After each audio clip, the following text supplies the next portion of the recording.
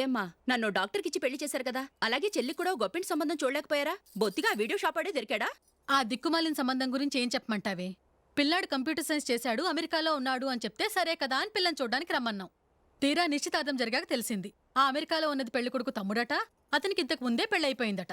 అలాంటప్పుడు పెళ్లి ఆపేయాల్సింది. నన్నేం చేయమంటావో చెప్పవే. నీ చెల్లెలు అశోక్నే ప్రేమించిందిట. పెళ్ళంటూ చేసుకుంటే అతన్నే చేసుకుంటానని మొండి పట్టు కూర్చుంది. నాకు మాత్రం చాలా అవమానంగా ఉందమ్మా. మా ఆయన దీని గురించే నన్ను డైలీ దెప్పి పొడుస్తున్నాడు. ఏం చేస్తాం, మన తలరాత అలా ఏడ్చింది. ఇంతకీ మీ ఆయన రేపు పెళ్లికి వస్తున్నారు కదా? వస్తారనే అనుకుంటున్నాను.